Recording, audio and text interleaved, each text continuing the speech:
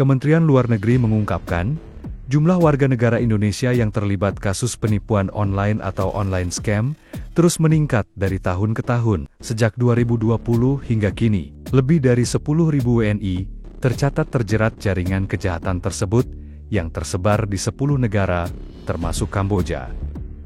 Sejak tahun 2020 hingga saat ini, total lebih dari 10.000 kasus online scam yang terjadi, yang awalnya hanya terjadi di Kamboja, menyebar ke 9 negara lain. Total ada 10 negara yang kami catatkan, memiliki kasus WNI yang terlibat online scam, ujar Direktur Perlindungan WNI Kemlu, Juda Nugraha dalam keterangannya, Selasa 21 Oktober 2025. Juda menegaskan, pemerintah terus berupaya memberikan perlindungan dan pemulangan bagi WNI yang menjadi korban, sekaligus memperkuat langkah pencegahan agar kasus serupa tidak terus berulang. Dari ribuan kasus tersebut, kata dia, tidak semua WNI tergolong korban tindak pidana perdagangan orang TPPO. Sebagian di antaranya diketahui secara sukarela bekerja sebagai scammer di luar negeri. Dan kami dapat sampaikan bahwa tidak semuanya adalah korban TPPO. Artinya, ada warga negara Indonesia yang mendapatkan tawaran pekerjaan sebagai scammer atau menipu di luar negeri, dan kemudian berangkat ke sana secara sukarela karena mengejar gaji yang tinggi. Artinya, ini dilarang oleh Andendan. Karena kenapa? Korban penipuan yang mereka lakukan itu adalah warga kita yang ada di Indonesia. Katanya, menurut Juda, WNI yang terbukti menjadi pelaku penipuan bisa dijerat hukum Indonesia. Namun proses hukum baru bisa dilakukan setelah status korban atau pelaku ditentukan secara jelas. Kemlu, kata Juda, terus berkoordinasi dengan aparat penegak hukum untuk menindak WNI yang menjadi pelaku online scam, sekaligus memastikan penanganan bagi korban dilakukan secara manusiawi.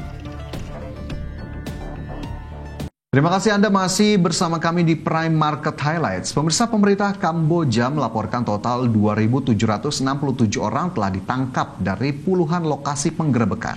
Ya, operasi ini dilakukan sebagai tindak lanjut dari perintah tegas Perdana Menteri Hun Manet. Pemerintah Kamboja melaporkan total 2.767 orang telah ditangkap dari puluhan lokasi penggerebekan. Menteri Informasi Kamboja Nep Peaktra menyebut aparat menggerebek 52 lokasi di 15 kota dan provinsi. Penangkapan dilakukan setelah pemerintah mengeluarkan instruksi tegas untuk menindak sindikat penipuan daring. Jumlah pelaku utama telah dibawa ke pengadilan sementara tersangka lainnya akan dideportasi.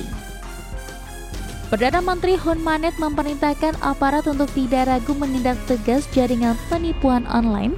Angkatan bersenjata juga diminta untuk siap memberikan dukungan penuh terhadap operasi ini. Ia bahkan memperingatkan akan memberhentikan pejabat yang terbukti menghalangi jalannya penindakan. Bahkan lalu sedikitnya 270 warga negara Indonesia termasuk 45 perempuan ditangkap di wilayah Poipet. Adapun kota ini dikenal sebagai salah satu sarang sindikat penipuan dan judi online terbesar di Kamboja. Operasi serupa juga digelar di Pompeng, Sihanoukville, Kreti, dan Pursat. Berbagai sumber IDX Channel.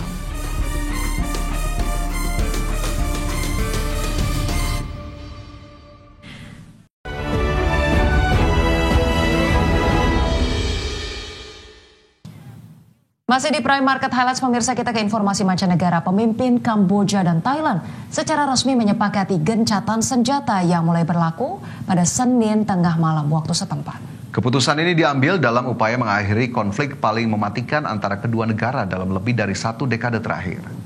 Kesepakatan ini dicapai dalam pertemuan tingkat tinggi yang difasilitasi oleh Perdana Menteri Malaysia Anwar Ibrahim yang saat ini menjabat sebagai Ketua Blok Kawasan Asia Tenggara di Putrajaya, Kuala Lumpur.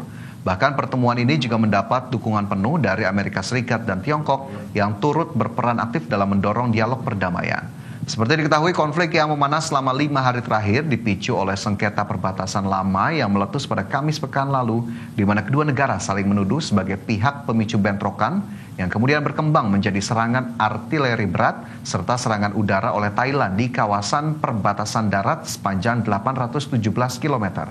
Dalam konferensi persnya, Perdana Menteri Kamboja Hun Manet menyampaikan terima kasih kepada Presiden Donald Trump dan pemerintah Tiongkok atas dukungan dalam proses perdamaian kedua negara. Sedangkan Perdana Menteri sementara Thailand, Phumtham Wechayachai, mengonfirmasi bahwa pihaknya telah menyetujui gencatan senjata dan akan melaksanakannya secara tulus dan penuh itikat baik.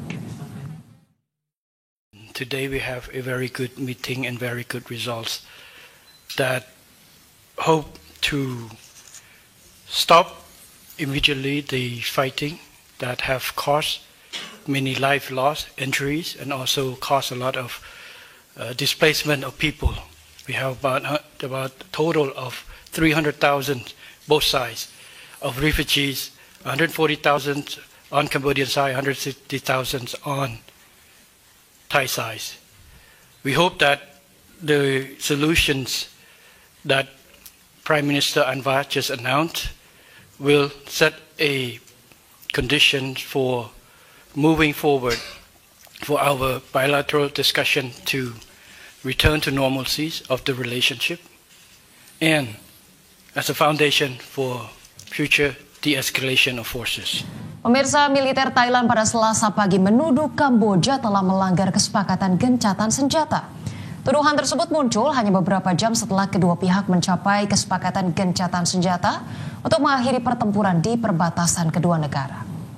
Juru bicara militer Thailand, Wintai Suware, mengatakan Thailand mendeteksi pergerakan pasukan Kamboja yang melancarkan serangan bersenjata ke beberapa wilayah teritorial Thailand. Kinerja industri di China masih tertekan di sepanjang semester 1 2025. Ya, hal tersebut ditunjukkan oleh laba perusahaan industri yang turun 1,8% secara tahunan di sepanjang semester 1 2025. Dari penurunan tersebut, perusahaan BUMN China di sektor industri mencatatkan penurunan laba sebesar 7,6% di sepanjang semester pertama tahun ini. Di sisi lain, perusahaan sektor swasta membukukan kenaikan laba sebesar 1,7% dan perusahaan asing membukukan kenaikan laba 2,5%. Penurunan tersebut sejalan dengan anjloknya kinerja ekspor produk China ke Amerika Serikat usai perang tarif yang terjadi antara China dan Amerika Serikat yang berdampak pada meningkatnya biaya penjualan barang asal China di Amerika Serikat. Sejumlah kalangan memprediksi perang tarif akan kian menekan margin keuntungan produsen di China. Pemirsa, Badan Antariksa Amerika Serikat NASA berpotensi kehilangan lebih dari 3.800 pegawai pada tahun ini. Hal itu seiring dengan upaya pemangkasan pegawai federal oleh pemerintah Amerika Serikat. Badan Antariksa Amerika Serikat atau NASA berpotensi kehilangan sekitar 3.870 pegawai yang mengikuti program pengunduran diri sukarela tahun ini. Langkah tersebut merupakan bagian dari upaya pemerintahan Presiden Donald Trump untuk memangkas jumlah pegawai pemerintah federal. Dalam pernyataannya, NASA menyebut jumlah tersebut masih bisa berubah tergantung pada proses evaluasi yang berlangsung. Perubahan jumlah akan terjadi jika pegawai membatalkan pengajuan atau permintaan mereka tidak disetujui oleh pimpinan. NASA menegaskan operasional perusahaan akan tetap diutamakan, namun saat ini NASA berkomitmen dalam perampingan dan efisiensi organisasi untuk tetap bisa melakukan eksplorasi luar angkasa, termasuk misi menuju bulan dan Mars. Adapun sepanjang 2025, NASA telah membuka 2 gelombang program pengunduran diri bertahap, dan setelah program ini selesai serta ditambah pengunduran diri normal sekitar 500 orang, jumlah pegawai tetap NASA diperkirakan hanya tersisa sekitar 14.000 orang. Gelombang pertama dilakukan pada awal masa pemerintahan Donald Trump periode kedua. Saat itu pegawai federal NASA ditawari kompensasi pengunduran diri melalui email sebagai bagian dari upaya efisiensi yang dipimpin oleh Departemen Efisiensi Pemerintahan yang dipimpin Elon Musk kala itu. Berbagai sumber IDX Channel.